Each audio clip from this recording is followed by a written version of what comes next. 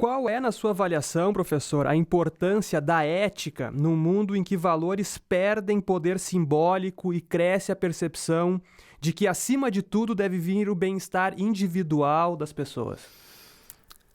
A tua pergunta reflete um pouco a ideia das igrejas de que existem valores em si. E na medida que esses valores não são mais respeitados, o mundo está perdendo valores. Se o mundo estivesse perdendo valores, não saber para onde ir. Porque o valor é que permite escolher entre, por exemplo, hoje de manhã, quando eu me despertei 5 e pouco, entre continuar dormindo ou ir para o aeroporto para vir para cá aqui em São Leopoldo, eu tive que fazer uma decisão baseada em valores. Entre mais 2 horas de sono e a minha imagem que ficaria, pô, Jung deu cano porque estava com sono, eu dei mais valor a esse compromisso. Então, valor é o que nos possibilita escolher. Se o mundo faz escolha, é porque tem sistema de valores. Então, precisamos primeiro dizer, o mundo não respeita mais os valores tradicionais, medievais, que as igrejas cristãs pregaram no passado e continuam pregando.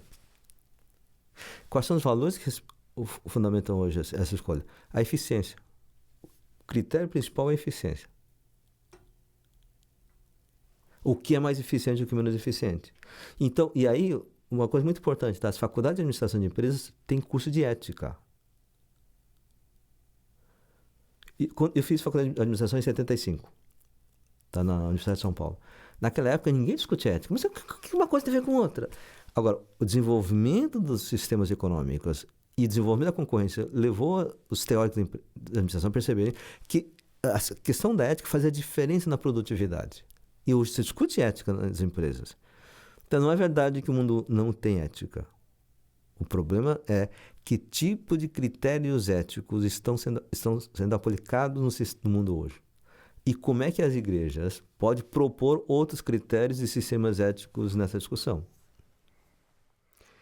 Em que base filosófica e teológica pode-se alavancar um sistema que valorize a justiça social, a distribuição justa da renda, ou como conseguir que se alcance algum avanço na defesa das camadas menos favorecidas quando há tantas vozes, uma delas nos meios de comunicação de massa, ditando, digamos assim, comportamentos e condutas pré-estabelecidos?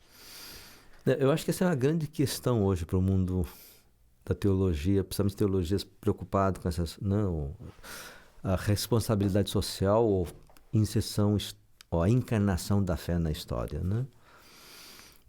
Eu acho que precisaria separar em 2 partes. Primeiro, assim, no âmbito da cultura cristã, tá? E vamos discutir que tipo de teologia. Aí, fundamentalmente, eu acho assim, a teologia que levem a sério, principalmente no ambiente luterano, isso é ótimo, leve a sério a cruz. São Paulo foi um dos autores que mais insistiu na cruz. Por quê? Porque ele percebia que o pessoal estava ou transformando o cristianismo num rito, ou a ideia de que Deus ressuscitou Jesus, tem todo o poder e nós teremos poder. E ele disse, não. O ressuscitado é o crucificado. É crucificado que é ressuscitado. A ressurreição mostra que Jesus era o Messias, apesar de ele não ter cumprido as expectativas judaicas, mas o Messias não é o vitorioso. O Messias é o crucificado. Essa é a dialética fundamental no pensamento paulino, que a gente vai encontrar também nos evangelhos. Né? Então, teologias que levem a sério a cruz, que perceba que Deus se encarna na história a partir dos crucificados. Né? Por exemplo, um autor que eu gosto muito, né, nessa linha, John Sobrino, o último livro de Cristologia dele, Cristologia Ensaio a partir das Vítimas. Um autor da casa, ou da tradição luterana, Victor Westelli, O Deus Escandaloso. Né? E um autor que eu gosto muito, que marcou muito a minha formação, Franz Henke Lambert. Ele tem um livro em espanhol, vai sair em português esse ano, A Maldição que Pesa sobre Toda a Lei, que ele discute qual é a base filosófica, a partir de Paulo, capaz de criticar radicalmente o sistema capitalista. Né? Agora, saindo do âmbito da cultura ocidental cristã, a gente precisa reconhecer o seguinte, que na medida que o problema é global, não há solução que não seja global. Isso implica em trazer à mesa da conversação pessoas que não são cristãs. Então, aí não pode ser mais uma base teológica. Nós vamos dialogar com eles eu vou dialogar a partir da minha perspectiva teológica. Mas eu tenho que saber que a minha perspectiva teológica não pode ser fundamento. Aí o fundamento tem que ser a vida corporal do pobre.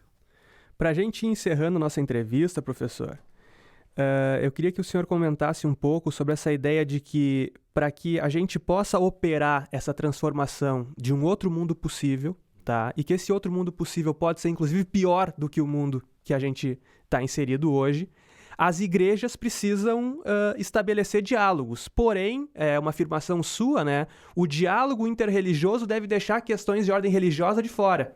Como é que funciona esse processo? Eu acho assim, o diálogo deve ser entre religiões sobre problemas comuns a todos. E não um diálogo interreligioso no sentido de nós vamos dialogar sobre religiões. Então você junta um teólogo cristão. Primeiro, entre os cristãos, pega um luterano, católico, metodista, presbiteriano, pentecostal e dialoga sobre o que cada um entende e como cada um entende a partir da sua experiência. E não vai abandonar a sua experiência de fé. Então eu vou continuar sendo católico e eu vou rezar a Ave Maria. O pentecostal, com quem eu tenho muito contato, eles vão achar estranho que um teólogo com a cabeça tão aberta com o que eles gostam, o pessoal que gosta dos meus textos, diz, como é que você continua rezando a Ave Maria? E eu acho vocês bonitos, vocês dançarem no culto, mas eu não consigo fazer.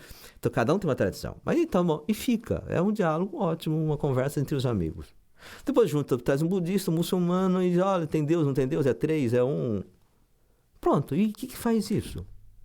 Tá, é importante para a gente não superar preconceito, tá ótimo. Se é para resolver o problema de preconceito, perseguição religiosa, isso ajuda a compreender, tá. Não muito mais do que isso, que já é um grande avanço. Agora, para construir um outro mundo, se a gente ficar discutindo se existe Deus ou não existe Deus entre um teólogo cristão e um budista, você não chega a lugar nenhum. Agora, entre teólogo budista e cristão, você diz, olha, nós temos um problema. Muita gente demasiado passa fome no mundo, porque tem muita gente gananciosa. Ótimo. Como é que a gente luta contra a ganância? Aí o budista tem uma tradição grande de reflexão sobre o problema da ganância. Então o budista vai ensinar como é que eles entenderam isso. E teologias cristãs, algumas reflexões sobre isso também tem, não muitas. E, que interessante. Quem é o sujeito da ação disso, ou com o ator social? Bom, isso na tradição da teologia de libertação tem mais do que budistas. E vão construindo. Aí você tem um diálogo que produz frutos. Aí produz um mundo possível melhor. Um outro mundo possível melhor. E uma coisa muito importante, tá? É melhor. Não é perfeito. Porque tem muitos teólogos exigindo perfeição. É questão da utopia. A perfeição é um horizonte que nos orienta para caminhar, mas como todo horizonte a gente não chega. E se você fica... Eu sempre faço isso quando o pessoal está com dificuldade assim. Imagina você andando no deserto.